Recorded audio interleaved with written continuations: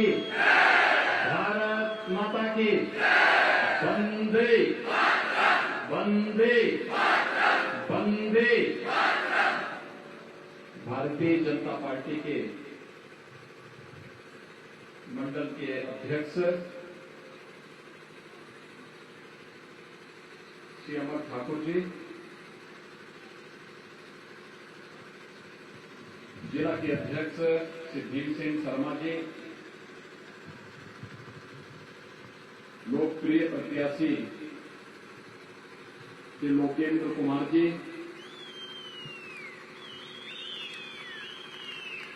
मंडी संसदीय क्षेत्र के सह प्रभारी श्री बिहारी लाल शर्मा जी, योगेंद्र शुक्ला जी, योगेश वर्मा जी, योगेश भार्गव जी, देवेंद्र नेगी जी, जीवन ठाकुर जी,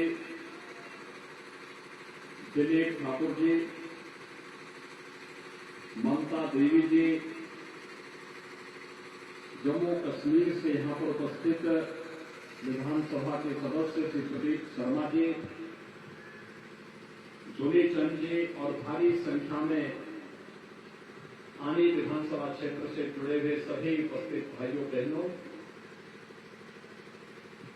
मैं सबसे पहले इस क्षेत्र के देवभूमि से जुड़े हुए जो पूज्य देवगण हैं, यहां पर पूज्य पंडित जलजी देवरी से यहां के देवता समसरी महादेव, बूढ़ी नागिन, दुर्गा माता, योगेश्वर महादेव, इन सभी के चरणों में नमन करते हुए मैं आप सबका हृदय से अभिनंदन करता हूं। वास्तव में कितना चुनौतीपूर्ण आप सबका जीवन है और उस सब के बीच प्रकृति की चुनौतियों का सामना करते हुए आस्था को सुदृढ़ बनाए रखते हुए देश की सीमा के लिए यहां के वीर योद्धाओं का जो योगदान है वह अभिनंदनीय है। मैं इस धरती को नमन करता हूं। भाइयों बहनों, मैं उत्तर प्रदेश से आता हूं। मर्यादा पुरुषोत्तम भगवान श्री राम की पावन धरा है।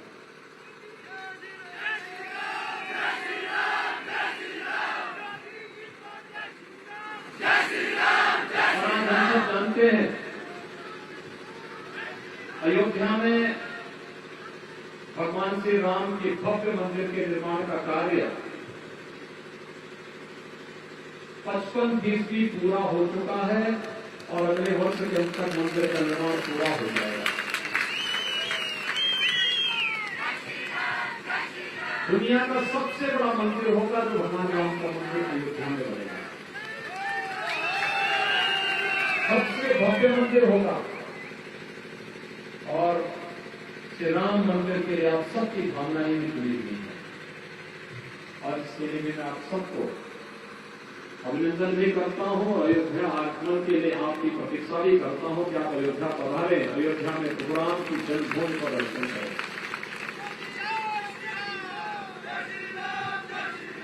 भाइयों बहनों, हिमाचल प्रदेश आज विकास की एक नई ऊंचाइयों को प्राप्त कर रहा है। प्रधानमंत्री मोदी जी का मार्गदर्शन और नेतृत्व, यहां के लोकप्रिय मुख्यमंत्री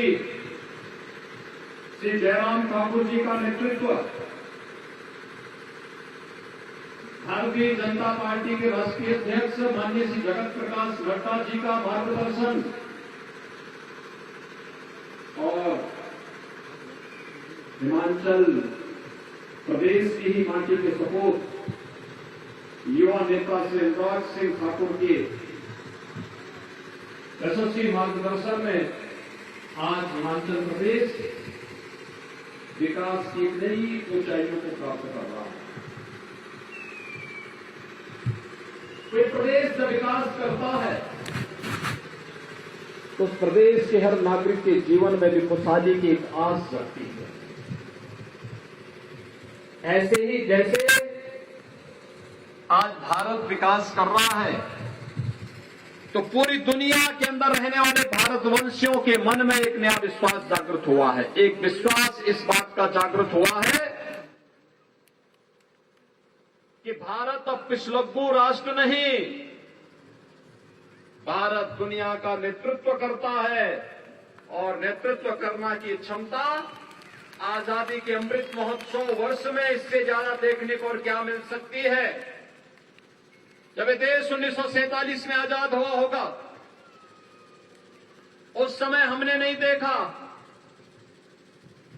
लेकिन जब देश अपनी आजादी का 75 वर्ष पूरा होने का जश्न मना रहा था, हर घर पर भारत के आन मान और शान का प्रतीक तिरंगा लहरा रहा था।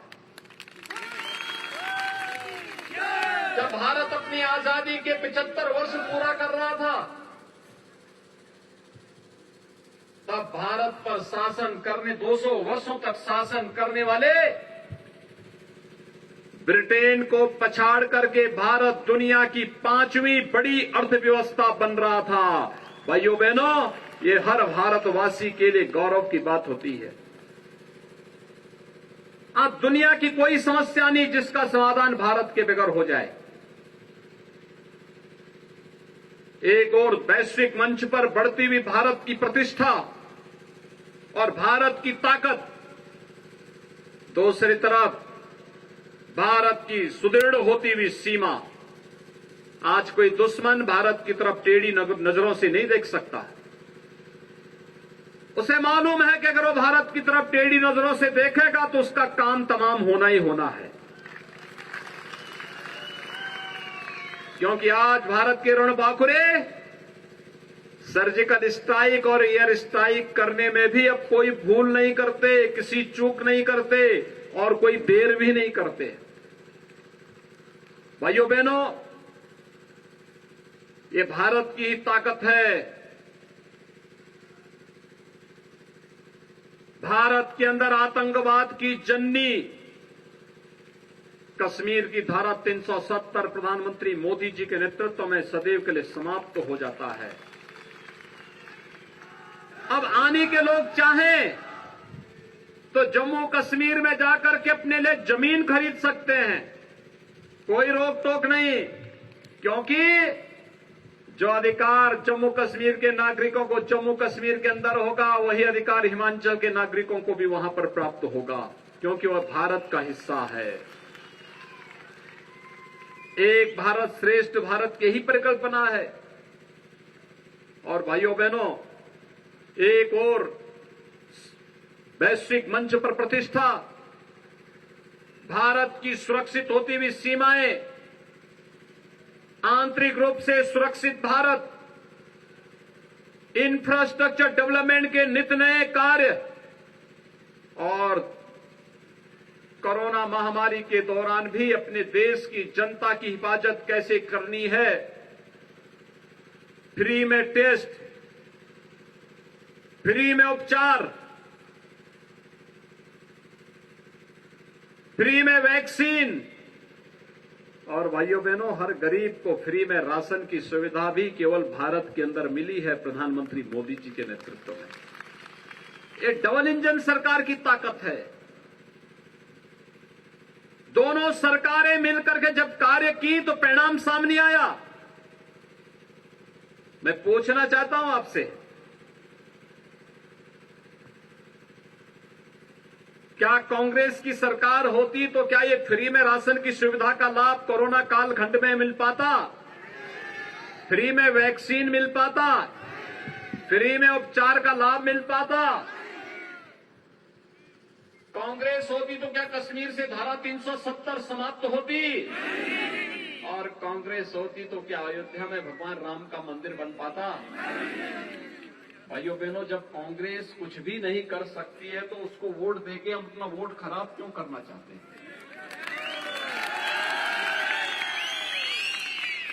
मुझे बताइए, भारतीय जनता पार्टी के नेता और कार्यकर्ता कोरोना कालखंड में जनता की सुध-बुध लेने के लिए आ रहे थे। क्या कांग्रेस का भी कोई नेता आ रहा था क्या? और दिल्ली से वो भाई बहन भी आ रहे थे क्या? भाइयों बहनों, जब देश संकट में होता है, दोनों भाई बहन को जनता की याद नहीं आती है, तब दोनों को नानी याद आती है। इटली में नानी,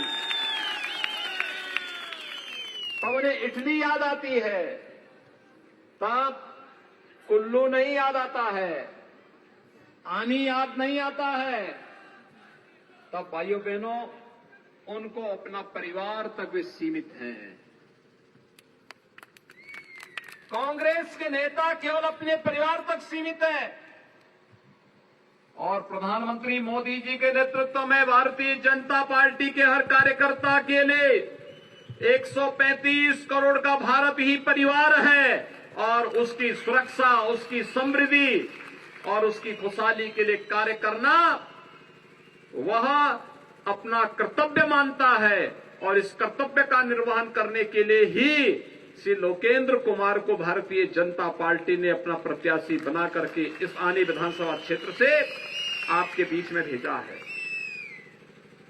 कोई सोच सकता था कि हिमाचल प्रदेश में भी एम्स खुलेगा?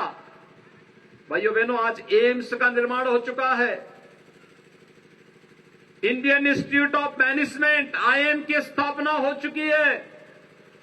हर जिले में मेडिकल कॉलेज का निर्माण कार्य युद्ध स्तर पर चल रहा है। बड़े डैम बन रहे हैं, हाइड्रो पावर का कार्य भी यहां तेजी के साथ चल रहा है। उद्योग लग रहे हैं और यही नहीं, हर गरीब को 5 लाख रुपए की स्वास्थ्य बीमा का कवर आयुष्मान भारत और हिम केयर के नाम पर भारतीय जनता पार्टी की डबल इंजन सरकार ने दिया है। वृद्धजनों को वृद्धावस्था पेंशन और उसकी सीमा को 80 से घटा करके 60 साल करने का काम भी डबल इंजन सरकार ने किया है। भाइयों बहनों, ये डबल इंजन की सरकार है, जहां पर बिना भेदभाव के युवाओं के लिए, अन्नदाता किसानों के लिए, बहन और बेटियों के लिए, व्यापारियों के लिए और समाज के प्रत्येक तबके के लिए शासन की योजनाएं बिना भेदभाव के तैयार हैं। डबल इंजन की सरकार का ही एक कमाल है और इसलिए भाइयों बहनों, आप सबसे अपील करने के लिए मैं आया हूं। मैं तो आपका अभिनंदन करूंगा कि भारत के इतने दुर्गम क्षेत्र में रह करके प्रकृति की चुनौतियों को झेलते हुए भी आप लोग लोकतंत्र के इस उत्साह में सहभागी बने हैं। आप सबका मैं हृदय से अभिनंदन करता हूं और आप सबसे अपील करता हूं कि भाइयों बहनों, भारतीय जनता पार्टी ने श्री लोकेंद्र कुमार को, जो सचमुच एक फक्कड़ कार्यकर्ता है, जिसको केवल समाज सेवा के लिए ही जिसने अपने आप को समर्पित किया है, उसे अपना प्रत्याशी बनाया है और इसीलिए आप सबसे अपील करने के लिए आया हूं। डबल इंजन की सरकार बननी चाहिए ना? बननी चाहिए। पूरे हिमाचल में लहर है। मैं अब तक 11 सभा हिमाचल प्रदेश में कर चुका हूं और मैं कह सकता हूं, हर एक जनपद में मैं लगभग गया हूं और मैं कह सकता हूं कि हिमाचल प्रदेश में जो लहर, उसको देखते हुए भारतीय जनता पार्टी की डबल इंजन सरकार के लिए जनता के मन में अपार उत्साह है। इस उत्साह को वोट में बदलना है। आप तैयार हैं? 12 नवंबर को जब मतदान होंगे तो आपका चुनाव, कमल चुनाव चिन्ह के लिए आप सब तैयार होंगे? भाइयों बहनों, चुनाव के दौरान एक कठिनाई होती है। हर व्यक्ति की अपेक्षा होती है कि प्रत्याशी हमारे घर में आए। चुनाव का पीरियड मात्र 14 दिन का होता है। 14 दिन में हर घर तक पहुंचना प्रत्याशी के लिए कठिन होता है। क्या आप सभी लोकेंद्र कुमार बनकर के घर घर जाएंगे? सभी लोग जाएंगे? सभी लोग सहमत हैं? मैं आप सबसे ये अपील करूंगा कि हर व्यक्ति लोग केंद्र कुमार बन करके घर घर में जाकर के कमल चुनाव चिन्ह के लिए समर्थन मांगे और 12 नवंबर को हर बूथ पर केवल कमल कमल कमल कभी नजर आना चाहिए। सहमत है? सभी लोग सहमत हैं? दोनों हाथ लगा के मेरे साथ बोलेंगे। दोनों हाथ लगा करके जहां तक मेरी आवाज जा रही है दोनों हाथ लगा करके बोलेंगे भारत माता की, भारत माता की, भारत माता की, जय श्री राम, जय जय श्री राम।